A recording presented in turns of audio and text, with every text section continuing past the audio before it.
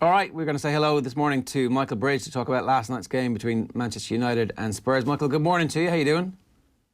Good morning, guys. Yeah, I'm good. How are you? Yeah, so just how much of a setback for Jose Mourinho was last night's defeat? I think it's quite a significant setback. I think he was probably surprised just how poor the side played. I think the fans were as well. 3 wins in 3, the opening games for him. Decent games, although West Ham away is always a tough game for them. Olympiacos came from 2-0 down to win. And then Bournemouth 3-0 up, and then Bournemouth got the 2 goals back. But even so, there's a feel-good factor back with the 3 wins. But it was a really, really poor performance last night, and some didn't turn up. The positive is that he, in all the post-match interviews, he's really, really disappointed. He's quite angry, and you can tell that some of them have really let him down. So will some get thrown out for the next game? Possibly. But yeah, I think he's realised last night he really does have a big job on his hands. One of the things that we've been talking about is just how relaxed he looks compared to the end of his Manchester United tenure, and even a little bit at the start of the Man United tenure, there was less of the... He looked less happy and less calm. Obviously, it's much easier to be happy and calm when you're winning, even when you're coming back from a couple of goals down. So how he responds to this, how his body language and how his mood is this week is going to be interesting to see. Yeah, definitely. I think he's working with a much better squad. I mean, you look at the United side he had, and it's quite low on quality. But then some would argue that he made some of those signings. But I think he's aware that he's got some really good players. Heung-min Son, Dele Alli. He's been absolutely brilliant under Jose Mourinho and Harry Kane. But as I say, he will be disappointed with some of the individuals' performances last night. There was a bit of a surprise last night. He put Moussa Sissoko and Harry Winks into the midfield, and automatically that loses the sort of Jose Mourinho holding midfielder, which we're so used to seeing at all the clubs he's been at. He always has a trusting holding midfielder. And you could see that last night Spurs missed it. But what he will be annoyed is, going into half-time, they didn't deserve to be level at half-time, in all honesty, but it's a brilliant goal from Dele Alli. But, just seconds into the second half, giving away such a silly, needless penalty, albeit quite little contact, it's still a penalty. And then no real reaction until the very, very end. That will really disappoint him. So as I say, he's got a big job, but you look at the table now, Saturday, you think all of a sudden, you never know, between them and Chelsea possibly for that final 4th spot, but Chelsea have gone on 1 last night and Spurs have lost. So all of a sudden, it's looking bleak once again. It's amazing how quickly those things change. Is there an expectancy now that we are going to see some sort of return to the hard-hitting Jose Mourinho, where the players might live a little bit more anxiously in the dressing room because, as Jerry said, it was all happy-go-lucky at the start. That's worked for somebody like Dele Alli so far, but something different is needed. You can see that the step forward after Mauricio Pochettino is still required, and perhaps a little bit more of an edge from Jose is required. Well, how long does it last? The huggy, lovable Jose Mourinho taking ball boys into the first team dressing room, having lunch. How long is it going to last? We know what Jose can be like, but he will not be happy with what he's seen. He will like to make changes now. I'm intrigued. I'm intrigued what might happen even in January, because you've got the problem with Christian Eriksen, who's arguably one of Tottenham's best players. Any clip you see over the past few years involving great goals, great assists, it involves Eriksen. But he knows that he doesn't want to stay at the club, so he's got that issue, that he can't start him. So is he going to go with a little bit of money in January? Are Spurs going to replace him? But the problem he's got as well, he's talking about wanting to train these players in the week. There's always a game in midweek at Christmas. Christmas is packed. He hasn't really got that opportunity to sort of lay down a marker with his own style. So it's going to be an interesting few weeks. Is this just a blip?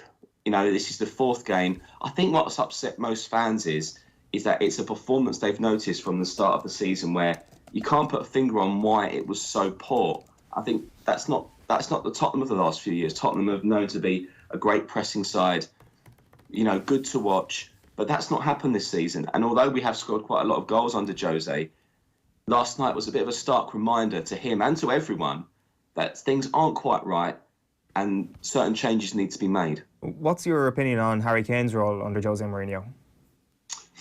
Well, he's had a decent start under him.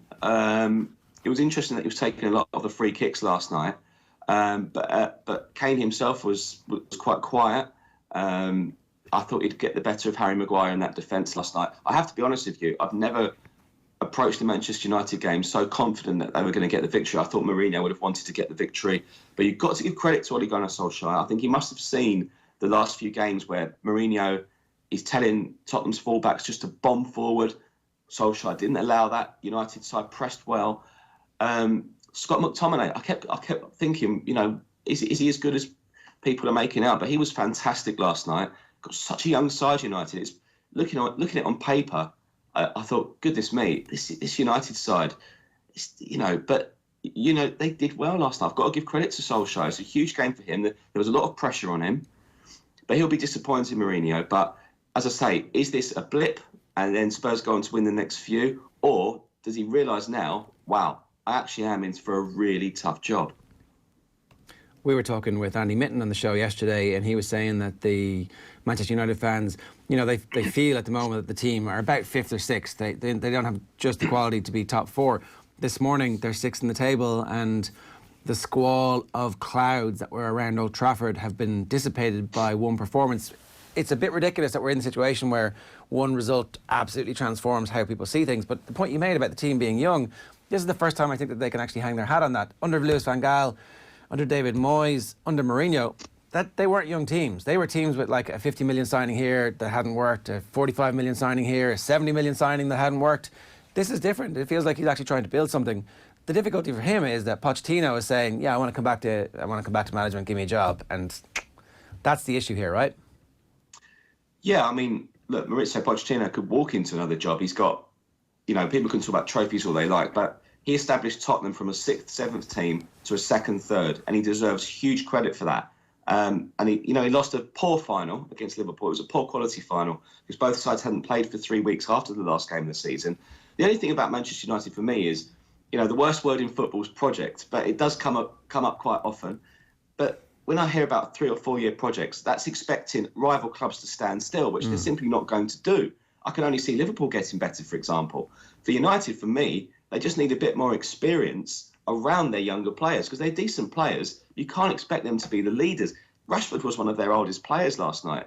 But for Pochettino, if you're going to talk about him, as a fan, I'd like to see him maybe go to Bayern Munich, win a few trophies there, have a few beers, and then maybe come back to England because it will hurt some fans being so. It will come back to it. He was a brilliant guy, absolutely brilliant guy. But I think I can speak for most fans and say, as long as he doesn't go to Arsenal, which of course is very unlikely, but a lot of Arsenal supporters would love to see him all of a sudden. But that's something I don't think the Spurs fans would like at all. But going back to Spurs, with Jose Mourinho, he seems really happy. But that last night just showed, although Ole's got a big job at United, Jose's got a huge job at Tottenham as well. But Pochettino did get sacked by Tottenham Hotspur. It'll be the perfect revenge mission to go to Arsenal.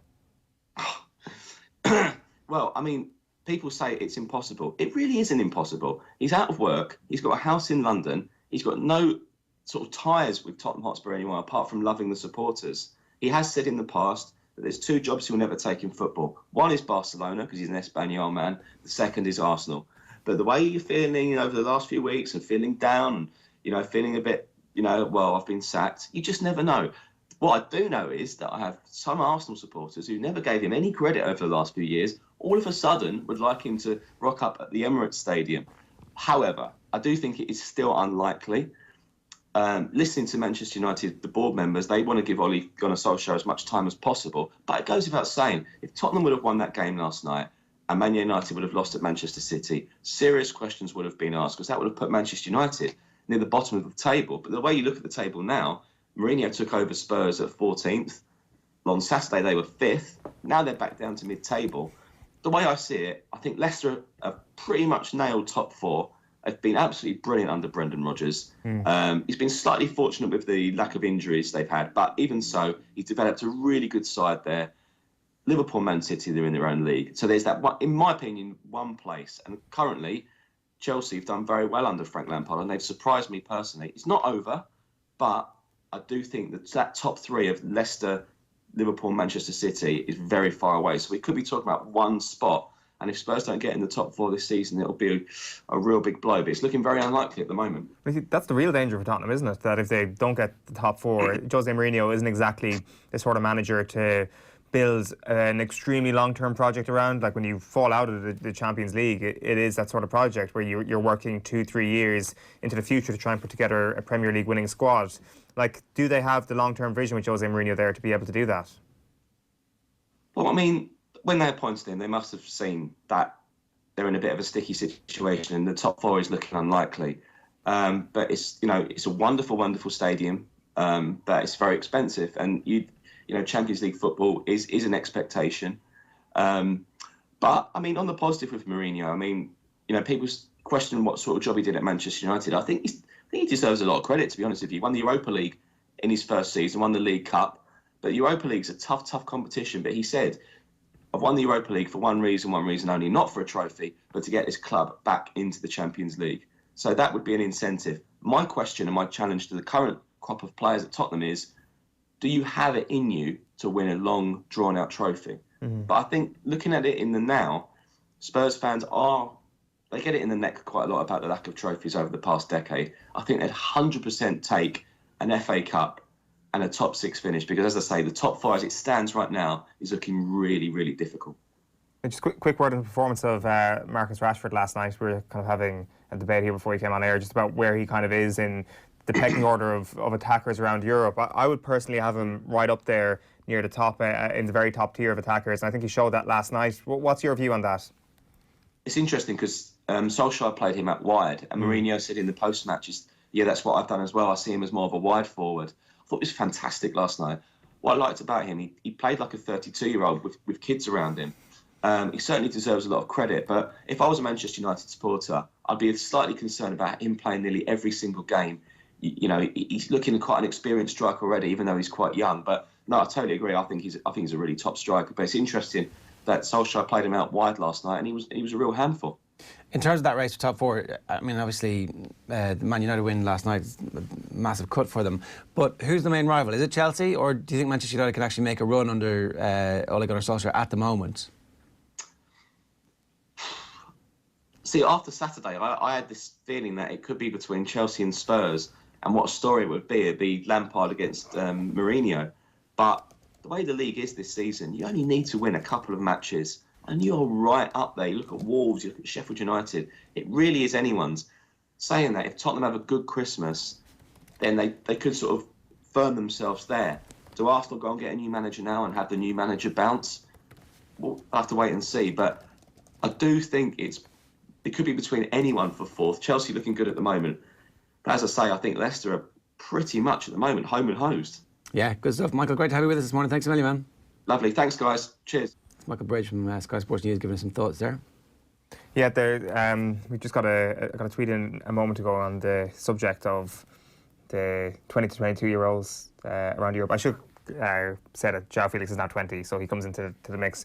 M. Staines has been in touch to ask if Trent Alexander-Arnold is in that company. He probably is at this point. One of the things that we don't see enough of, I think, from this Liverpool team is just Trent Alexander-Arnold running through the middle.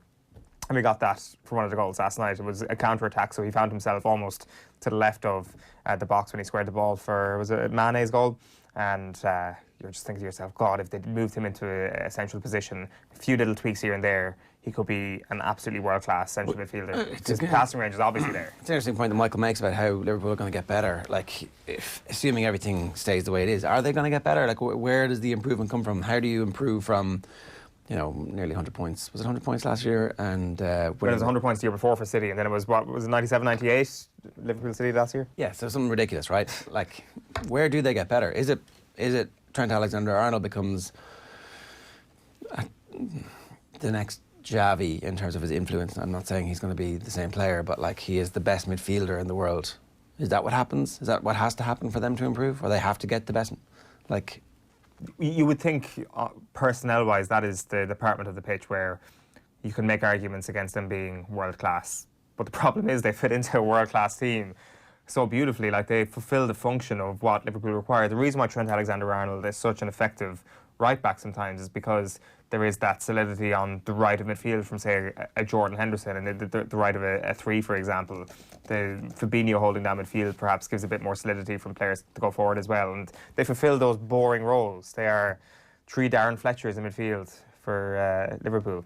which is tongue-in-cheek, obviously, because I think they're a bit better than that. But like you also have, like, I know I keep going back to him, but I do think everybody is just not ignoring him, but I don't think people realise the potential of what Oxlade-Chamberlain can do in that midfield position, just with a bit more game time under his belt, and how he can transform into that role. But I'd be very, very excited to see if Alexander-Arnold got a go in midfield, what would happen. Just to try him out there in the Club World Cup or something, see what happens.